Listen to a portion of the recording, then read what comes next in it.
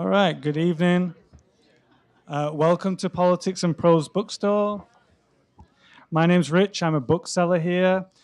We host tons of in-person events as well as partnered supported events, trips, classes. For those of you that don't know, we recently relocated two of our stores down at Union Market and the Wharf and now hosting a ton of events there.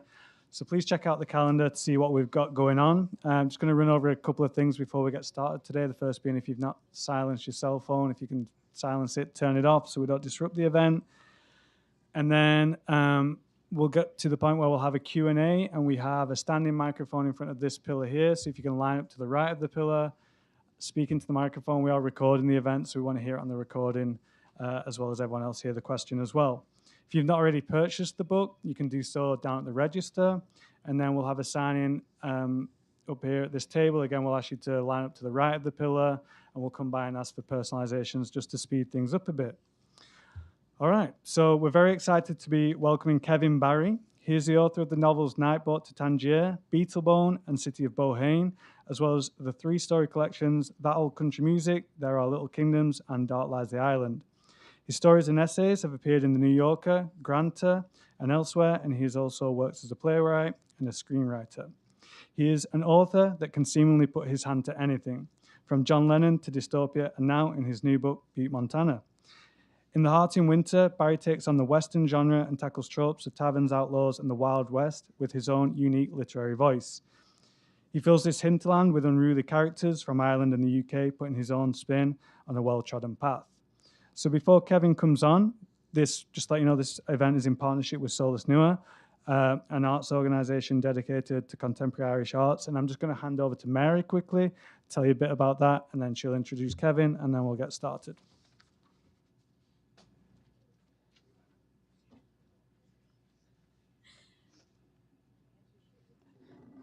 Hi, everyone. Thank you so much for being here. We're really excited to welcome our guest, Kevin Barry, to DC.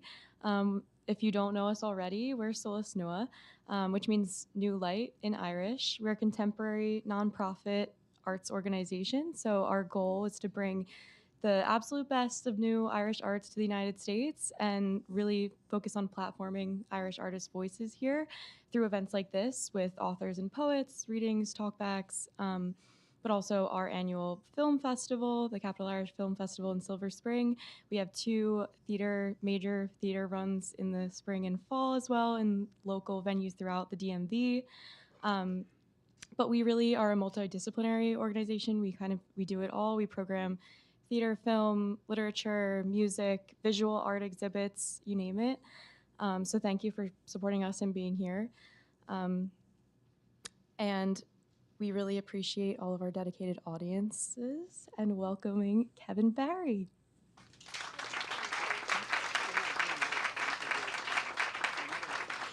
And a huge thank you to Politics and Prose also for partnering and making it possible for us to be here.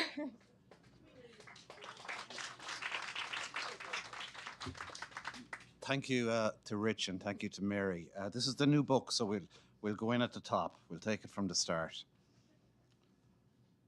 On Wyoming Street, in the evening, a patent Irish stumbled by some crazy old meathead in a motley of rags and filthy buckskin.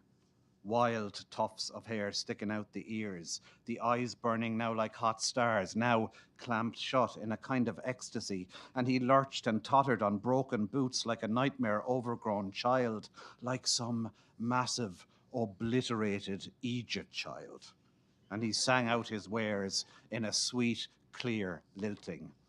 Potatoes, hot potatoes, hot potatoes a penny. His verse swung across the raw, naked street and back again and was musical, but he had no potatoes at all. Tom Rourke turned and looked after the man with great feeling. To be old and mad and forgotten on the mountain, was it all laid out the fuck ahead of him? So that's the way the new book opens, The Heart in Winter.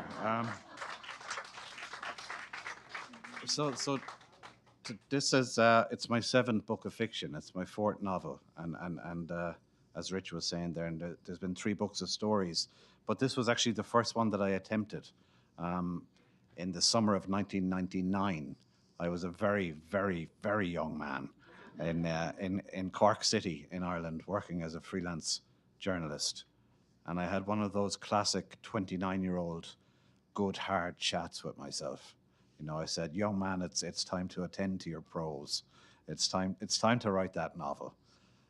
So I had a plan. I wrote a load of articles and features for the newspapers, and I saved up enough money for 3 months. And I had 3 months where I could just work on fiction.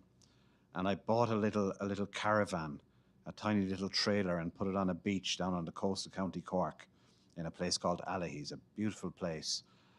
And I went down there and I opened my notebooks, and there was no sign of any novel coming.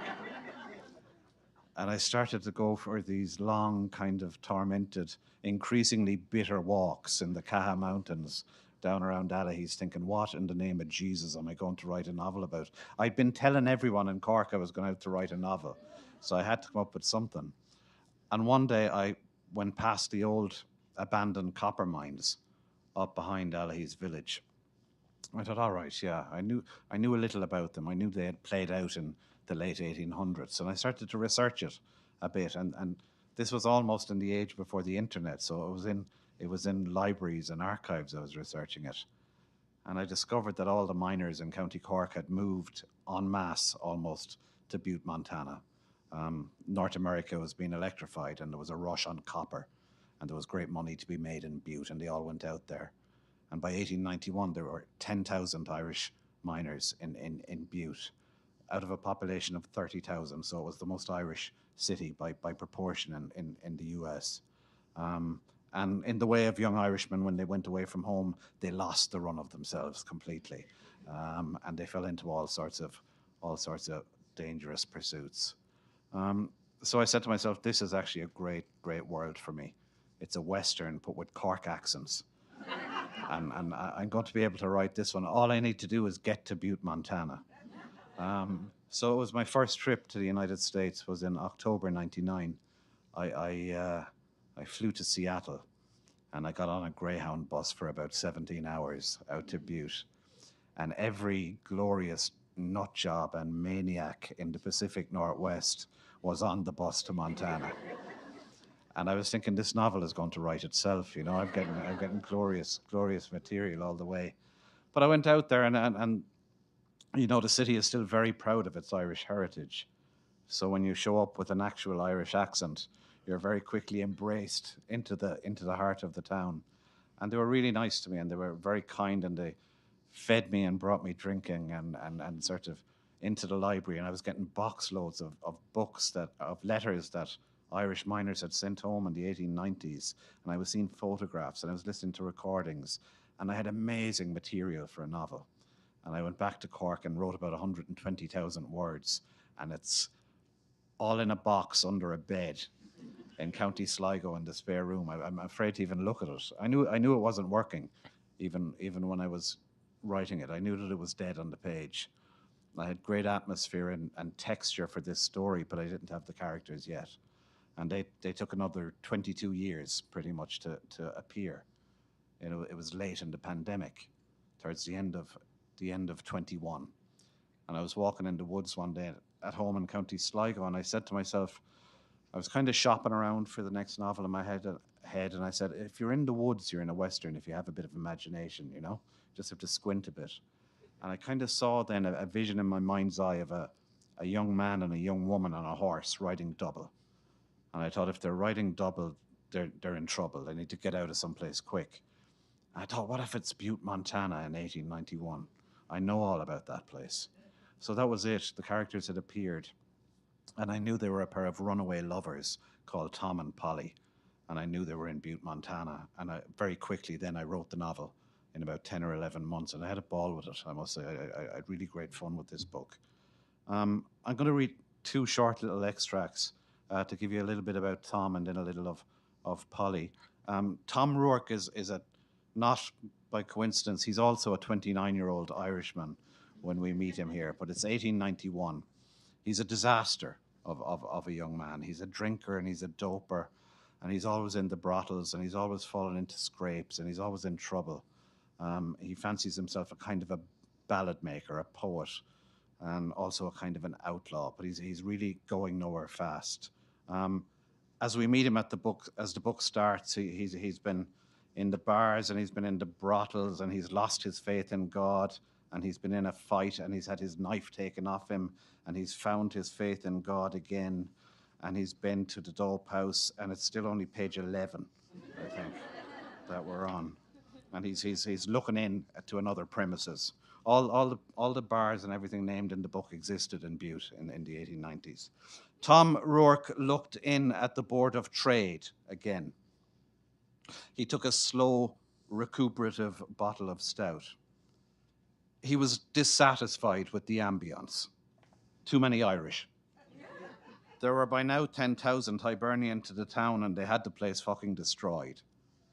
A fellow Corkman, drinking at his westerly elbow, leaned in with an accent from the rim of Bantry originally. "Tom, did you hear about Two-Bit Billy?" "Shot his own toes off," Tom Rourke recited, "at the Alley Cat bar." "Not the way I heard it, Tom. It happened at the Big Stope bar. I seen eyewitnesses describing. Two-Bit is barred out of the Alley Cat since March. Mostly he'd been drinking with the Finns down the Helsinki bar." "When did that all start?" "March, Tom. They was drinking for St. Uro, the bastard what chased the grasshoppers out of Finland." "And Two-Bit fell in." "Two-Bit fell in, Tom. The man is companionable." "And where did the grasshoppers head to?" "We're getting off the track of it, boy. The right or the left toes was shot off the way you heard it, Tom." "Does it matter, friend? All I'm saying is you're a honest working man stood there trying to have a peaceful drink, and there's toes all over the fucking floor. That's letting the place down something shocking, and I don't care what bar." Tom Rourke looked in at the Southern Hotel. He looked in at the cesspool. He gave a broad berth to the bucket of blood, which was for newspaper men and touristic types only, was his opinion. He denied himself once more the line cribs, though he considered briefly a proposal of marriage to Greta of Bavaria at the Black Feather. It was by now 3 a.m. He drank and smoked and moved his feet. Then the black haze descended. Then the music all stopped. He felt himself aloft suddenly. He was at an elevation. He was upon the air. He was carried from the open all-night bar and deposited arsewards to the street. He crawled the breadth of the street on all fours. There was very little dignity to it. He rose with grave uncertainty and stumbled away into the night, and he carried yet the great burden of youth.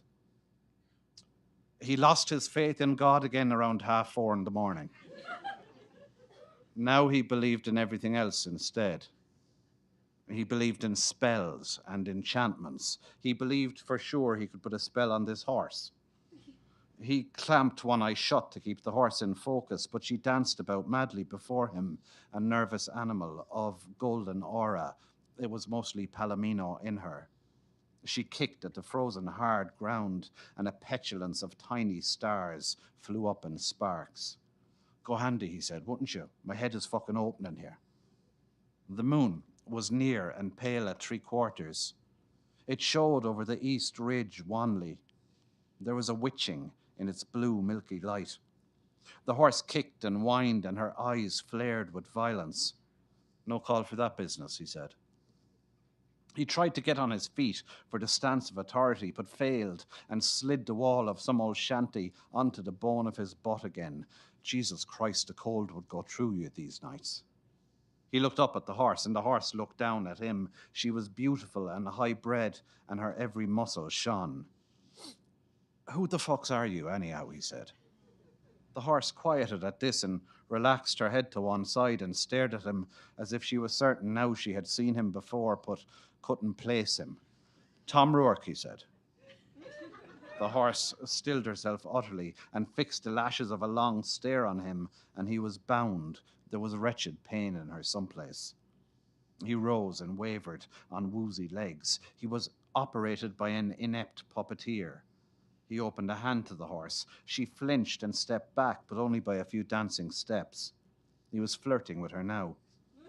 He felt he might need a horse one day soon. She lowered her stare again, and he put a hand before her face and felt the hot, sick breath on his palm, and he locked onto her lash-wide stare. Closer, he said. And he began tunelessly to sing, working out the words as he went on. Oh, Palomino, Palomino, sing a song for me. Palomino, sweet Palomino, nothing comes for free. And now fall, he said, and at that the horse buckled onto her knees as if gunshot and rolled onto her side and onto her spine and kicked at the air and showed her crazy teeth, and the pain was no more, or at least not so she could feel it. I'll be seeing you, said Tom Rourke. He was on Wyoming Street again in the pre-dawn dim. He was a bit drunk still and pretending not to be. He was also a little high. His member was somewhat on fire. The rooftops of Dublin Gulch leaned into each other as though to confide. The gallows frames above the pits were the mountain sentinels, and these were elegant, he felt. The prospect of death was a glamorous comfort, but it did not hold for long. Oh, this brick and mud Calvary, my Wyoming Street.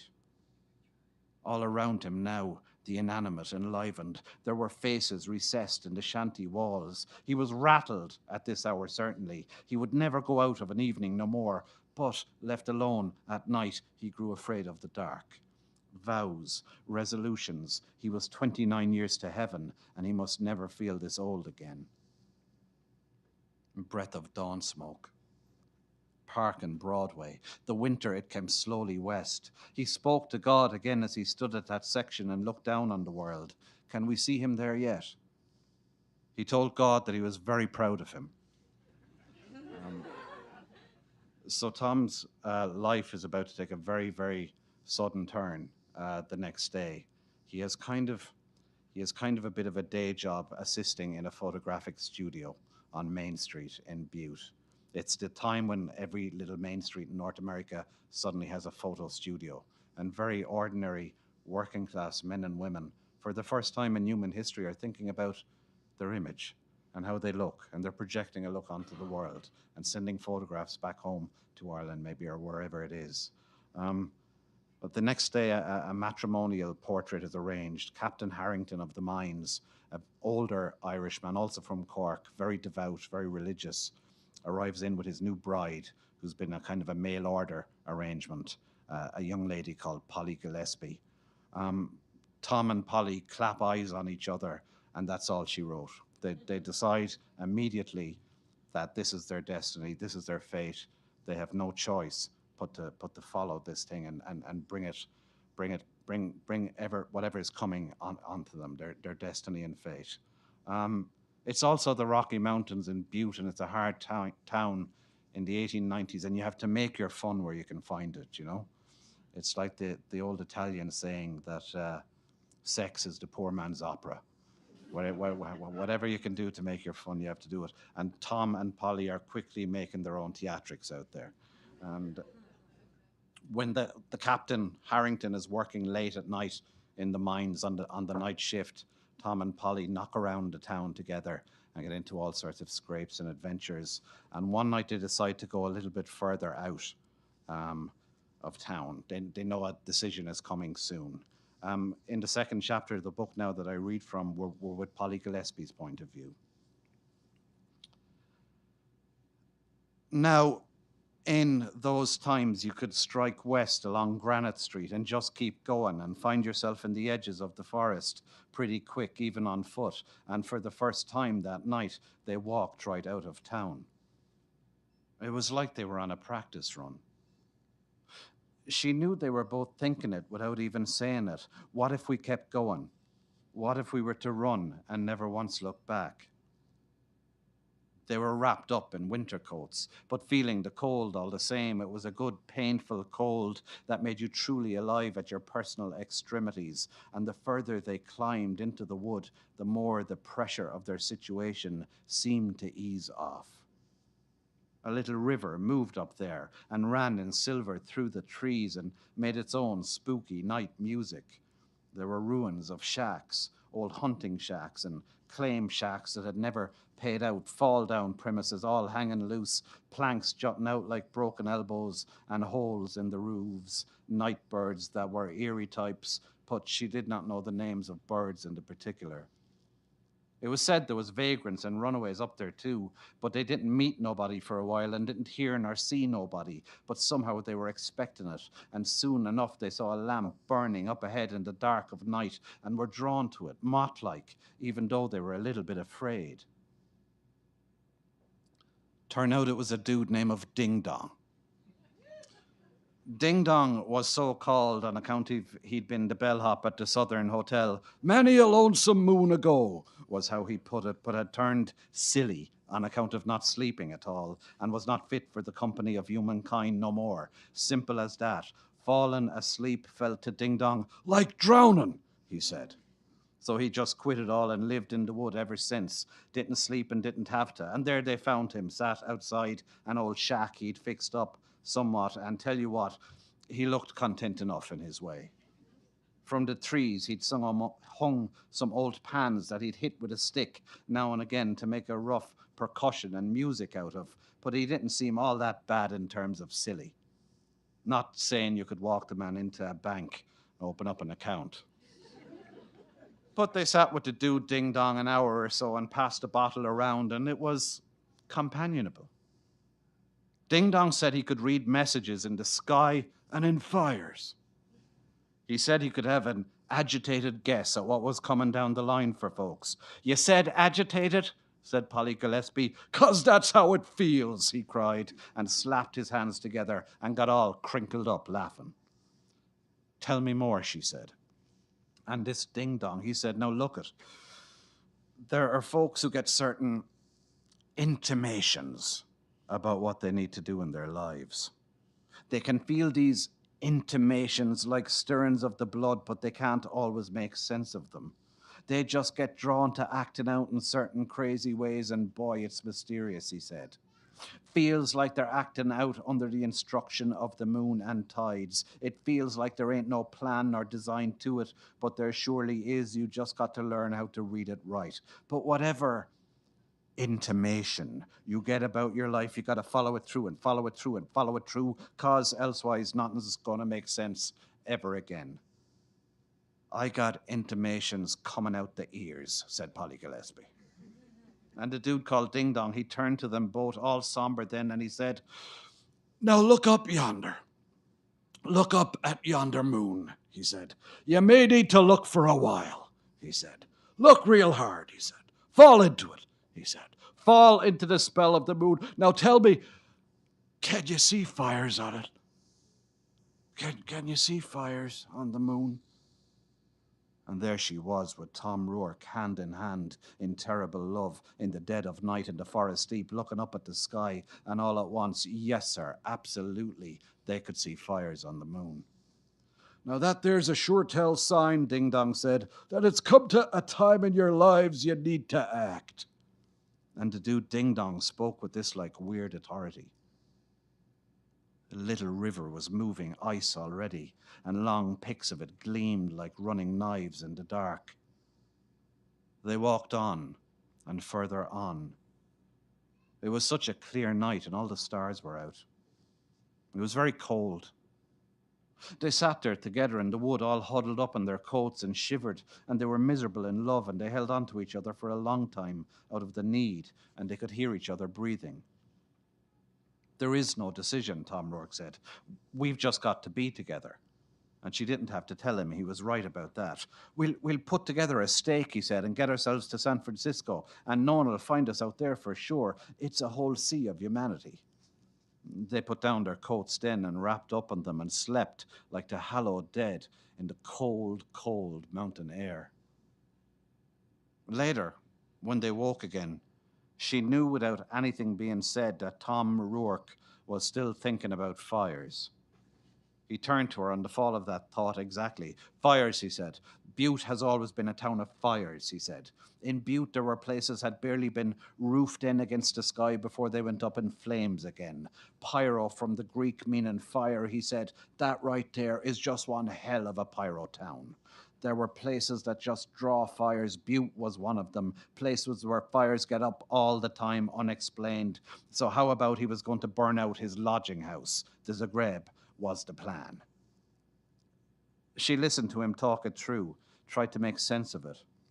He was fixing to make off with the landlady's cash. He knew where it was kept and would set the fire as diversion. Before the smoke even clears, Polly, he said, we'll be at Pocatello Junction and the best part of a quarter ways to the city on the bay, and they'll think that money has just gone up in flames.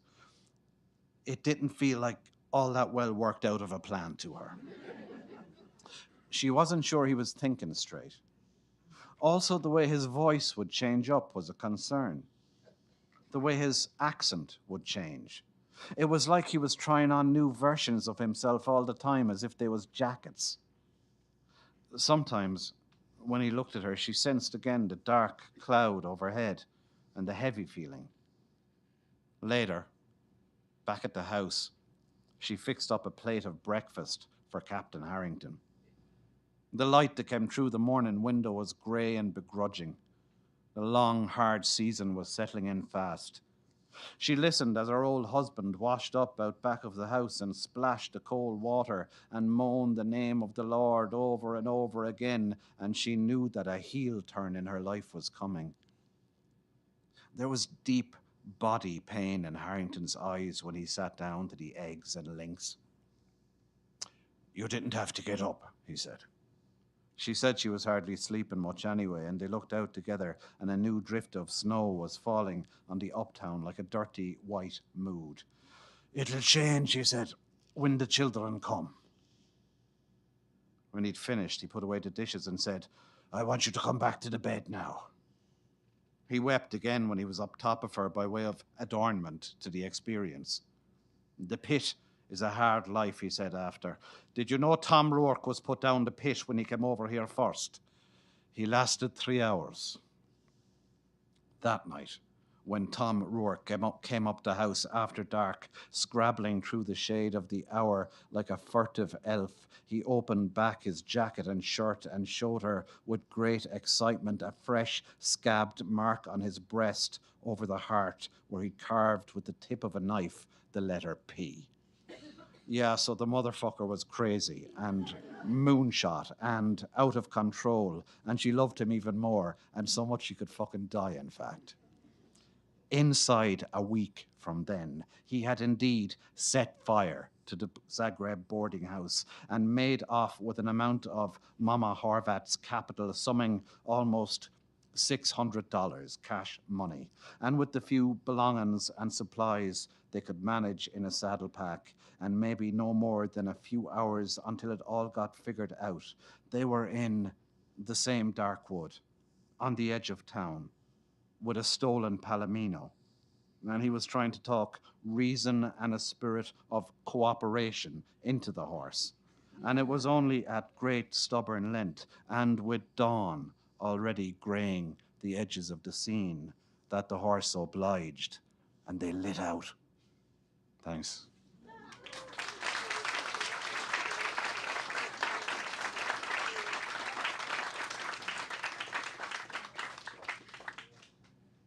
It's not often when I'm at home in County Sligo that I find myself leaping out of the bed with the joys at the thought of going to my desk. But I did with this book in a way, because Westerns are such fun to write. And it's a very forgiving genre and form in terms of giving you momentum and plot and happenstance. In Westerns, people are forever jumping up on horses and lighting out for the territory, and you just have to follow them along. So I'm going to open it up to the floor now, and we're going to talk about Westerns and writing and anything else we want to talk about. And by the way, it's great to see so many turning out tonight. Thanks for coming along. Cheers. So have we, any hands for questions to get us going? Oh, there's a microphone.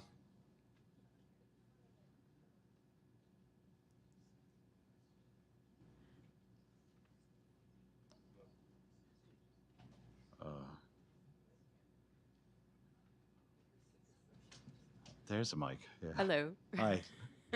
Thanks so much for reading. I'm really excited to read this book. Obviously, it's just come out, so I haven't read it yet.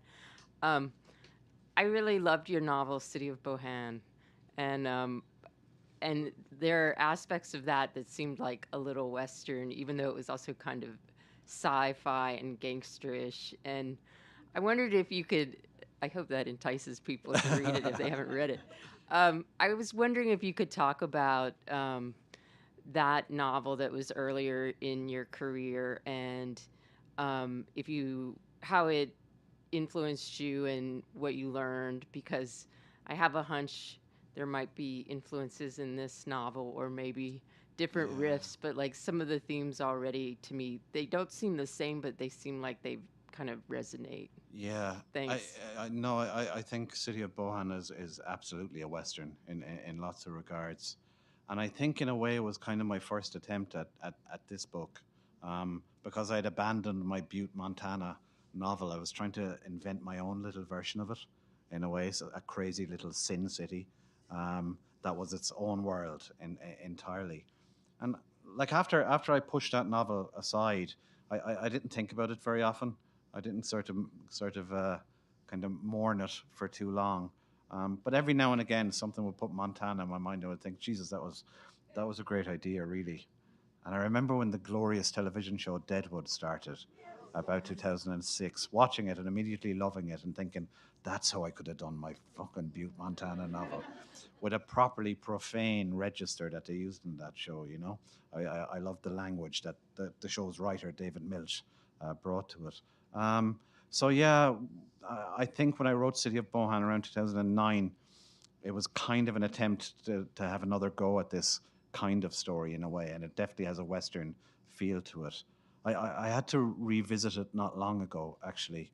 An American university class, God bless them, were reading it, and they asked me onto a Zoom, and they were asking me to read little bits. And like when the book comes out, you have a couple of bits that you read, all the time, and so you don't really see the rest of the book ever again after you've finished writing it, um, until you're on a Zoom with an American university. And they were asking me to read bits that I hadn't pages that I hadn't seen since 2009 or 10. And it's like visiting a distant cousin of yourself. It really is.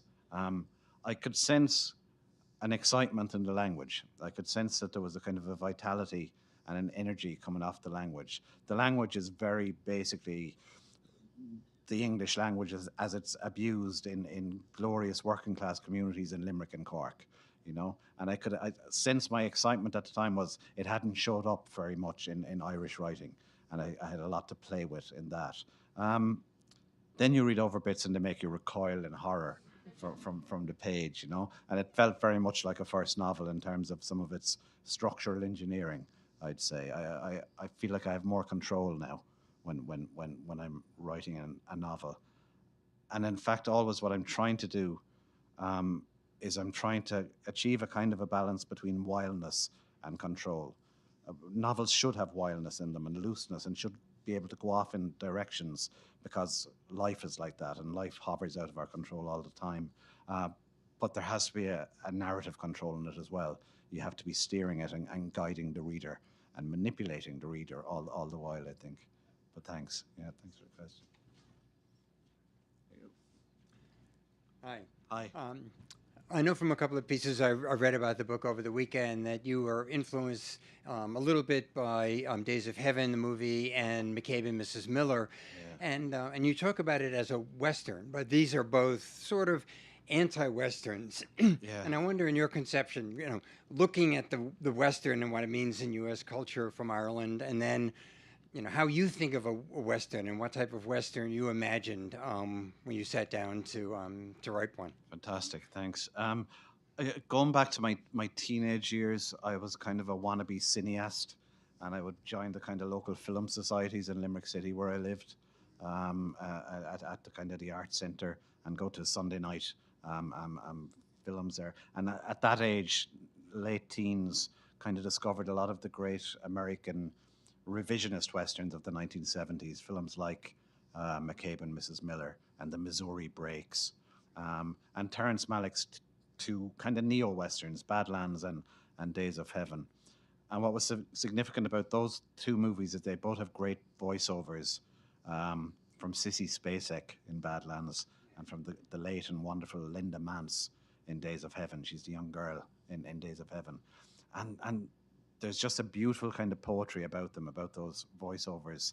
And I've always wanted to write that kind of a runaway lovers setup as well, because how would you not want to write that? So yeah, I that Linda Mance voiceover from Days of Heaven, there was no published screenplay ever, and it was improvised. Malick just brought her into the edit at a late stage because the film wasn't hanging together, and he knew she was a character, and he said, tell me what you're seeing with these images, and she just improvised. And I think it's one of the greatest things in film history, I really do. And I copied down bits of it, and I transcribed it, and I typed it out and stuck it above my desk, and that was my tuning fork for Polly, for Polly's voice in the novel, is very much stolen from, or in homage, politely put, to that voiceover. In the 1990s, when I was starting to try to write myself in a kind of a serious way, I certainly had a Cormac McCarthy phase. And this has a very unfortunate effect on young men in Cork City. You know, they're suddenly trying to write short stories with wolves in them, and there aren't many wolves really of that type around Cork City. But when I started this in October 21, you can feel a little self-conscious initially writing in a genre, and a pure genre like the Western. You know, when you find yourself suddenly typing a sentence like "the sheriff said," you think, I really have to commit here, you know, and I really have to go with this. And a scene with a horse came in, you know, and I thought, Jesus, I know nothing about horses, you know. How does Mr. McCarthy do it? And I went to the shelves, and I think the first thing I found was all the pretty horses. And I took it down. I read about 3 pages at random. I went, Jesus, he knows a lot about horses, you know. I'm really going to have to wing it here, and I'm going to have to bone up on horses. But then I thought, what if Tom Rourke knows nothing about horses and is completely winging it on the horse's front? I won't have to do the research. And that's what it's like on a day-to-day basis, writing novels. These problems arise, and you solve them in as lazy a way as you can, just so you can get up to your eyes in this old romance, you know. But yeah, it was great. I think a friend said to me, "Everything you've ever written is a Western at some level," you know. And there was, of course, the fact that it goes in very early in Ireland, because in the 1970s, our one TV channel at the time, RTE, just filled a lot of its schedule with ancient Westerns played over and over again. So I was watching half a dozen a week from the age of 3, probably. So that stuff settles in, and you don't get rid of it, you know. Thanks very much. Cheers.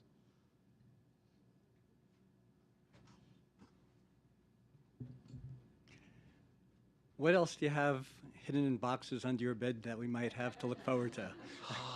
It's a really interesting question, actually, because one of the nice things about finally getting to write a version of this Butte, Montana novel is I was kind of saying to my 29-year-old self, you were on the right track. This was a good world for you, you know. You just didn't have to I didn't have the chops, to use that expression, to write it at the time. I didn't know how to take all the research and kind of get rid of it, not make it very heavy and prominent on the page. I didn't know how to chop it down. I didn't know how to reduce it. And sometimes it's just a very slow game, and you have to be patient and wait it out. There are other ideas for novels that have come and gone from over the years. There's usually 2 or 3 competing notions when I'm about to start one. I spent a couple of years over and back to London in the early 1990s, and it's never really come into my fiction apart from 1 or 2 short stories. And I often think there's something in that time, kind of a London Irish kind of story, that I might look at some point. But I don't know. It's very hard to predict. It's very hard to plan a fiction writing career because stuff comes out of the blue.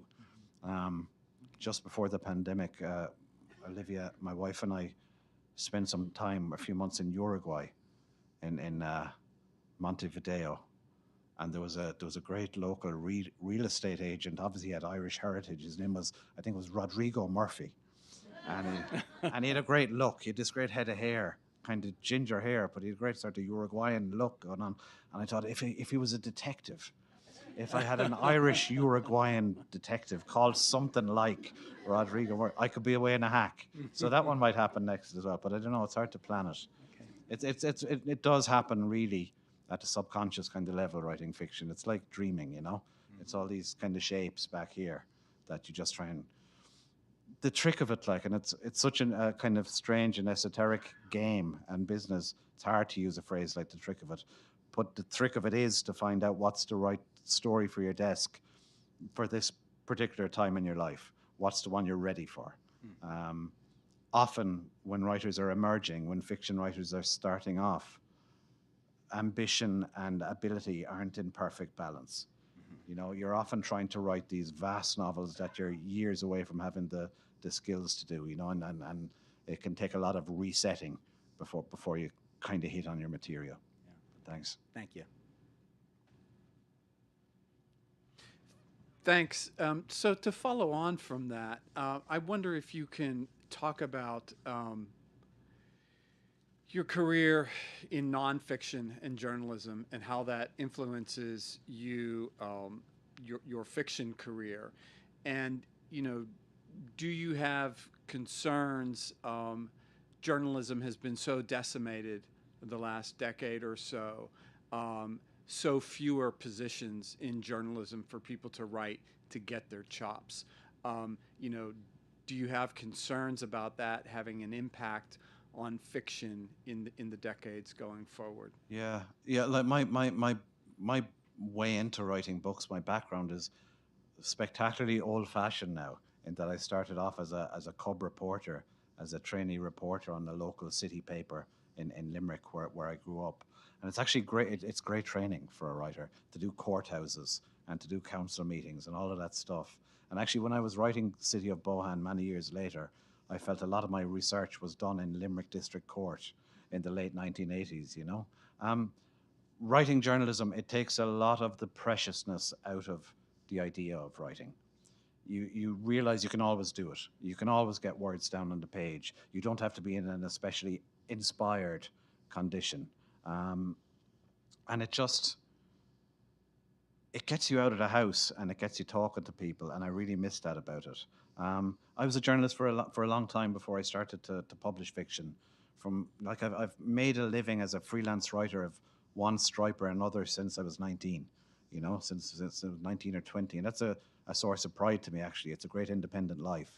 I do worry now when I talk to younger journalists who often come and interview me and stuff, and I say, what are the rates like, you know? And they're not good. I was making more freelancing in the 90s than they're making now often. I think the hopeful thing that you see is that when some of the print media is going and you have more local news organizations setting up with a focus, I think it's happening in Baltimore with a lot of former employees of the Baltimore Sun have put together a subscription-based model, and that seems to be a hopeful thing. But it's obviously, of course, it's a difficult and worrying time for the trade. But there's still lots of very, very great journalism been written and out there. Thanks. So you did obviously a very entertaining reading, the different voices and the characters. And I was reading or listening to something where you mentioned that you read every line out loud once you finish a book. And obviously you write screenplays as well. And I was just wondering how like one informs the other. Is it hard? Do the lines blur sometimes? Yeah. And you talked about Deadwood and the movies you watched growing up. And is there ever like a bit of part of you that wants to like make it into a screenplay? So I'm just wanting to know how that influences you, and where one ends and the other begins. Yeah, I wrote a small Irish feature film based on my short stories called Dark Lies the Island, and there are fairly advanced projects with Nightboat to Tangier and with City of Bohan, and I really enjoy working on the screenplays. It's more sociable than the long, lonely stretch of a novel. You have Zooms with people, and you have colleagues for a while. And I kind of enjoy all that. I miss that about journalism. I miss the sociability of it, of getting out into the world a bit.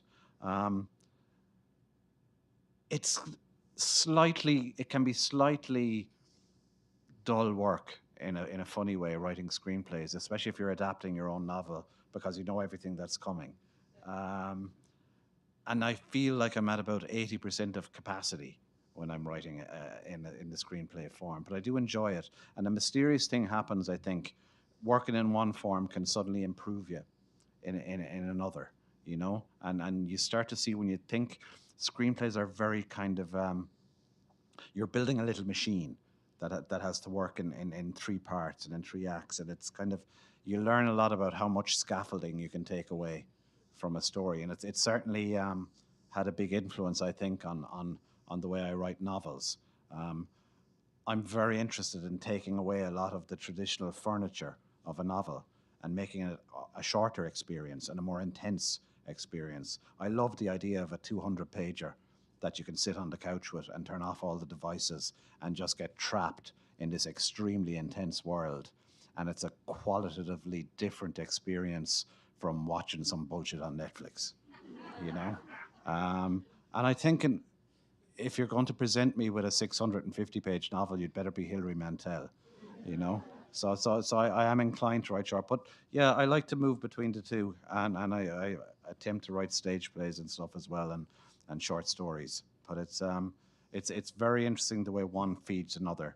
As we're in DC, we should talk about a great old DC character, Gore Vidal. And he said that he was asked once about his style as an essayist, his enviable, magnificent style as an essayist. Where did it come from? And he said, I believe that style came out of a period in the early 1960s when I was primarily writing for the stage. And he started to see the essay as a kind of a dramatic monologue. And he was like hamming it up on the page with it, you know? So it's very interesting how working in one thing can unexpectedly give you benefits and rewards in another form. Thanks. Hi. I was just wondering about your thoughts on nonfiction versus writing fiction, because they always say, you know, nonfiction, truth is stranger than fiction. And I read Timothy Egan's book about the immortal Irishman who got sent to Tasmania, escaped from Tasmania, and ended up becoming the territorial governor of Montana. Wow. Right before, during, and fought in the Civil War, was a Civil War hero. Yeah. Which is just an amazing story. He died just before this novel takes place, though.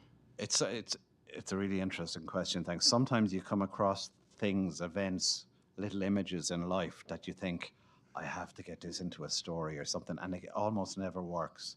I remember many, many years ago being in a pub in Cork called the Well Inn, and a guy just kind of was in some sort of emotional distress, and you could still smoke in the pubs in Ireland at the time, and he got up to leave, and he slapped down his drink, and he walked across the floor, and he got down on his knees, and he stubbed out his cigarette on his forehead, and got up and walked out again. And I've been trying to put it in a short story for years, and it just never takes. It's just too, you put that in a story and it just seems like a set piece that you're kind of putting together some way. So I'm really interested in the way they can bleed into each other. And a great nonfiction writer, and I prefer his nonfiction to his novels, Norman Mailer, said when he looked back on his long career, what was very interesting to him that he found very little difference between the nonfiction books and the novels, ultimately, in terms of his concerns. And I actually just reread the 1,000 pages of The Executioner's Song recently, and it's a great, great piece of nonfiction, if anyone hasn't read it. But yeah, it's really interesting the way they blend in and out of each other. I'm always threatening myself with a nonfiction book at some point as well. I don't know what it's going to be. But you had to do a lot of research about Montana and the Irish in order to do this. That was great. And what's fantastic about the Butte Irish story is that it's a small city, so you can see the whole machinations of the Irish-American crowd in a very sort of a small world and the way they operated. Like, the first thing they did was they opened 38 pubs, essentially, and took over the police apparatus very quickly, and took over the political apparatus very quickly. And by the early 1900s, it was a total kind of Irish machine town, and remained so until relatively recent times, I would say. But yeah, I mean, what's nice as well about taking a story that comes from this little footnote of Irish labour history is that it reminds us who we are as people. We've always been economic refugees. We're economic migrants, and we're very good at it. We almost invented it as a thing, going around the world looking for work. And we're quite personable and chatty and smiley kind of people and tend to get on well in places. But there's also a native canniness, a cuteness, as we say, about seeing how new societies form themselves and how you get involved with that. And Butte is a really interesting case study. And the amount of stories that are coming into me since I published it with people with relatives and stuff in Butte was nuts. Roddy Doyle emailed me to say my grandmother's stepsister ran a saloon in Butte in the 20s. There was a friend from Cork said, "Oh, my great-granduncle was a doctor in Butte in 1910, and he was accused of murder and disappeared to Alaska." So there's lots of stuff out there. Thanks.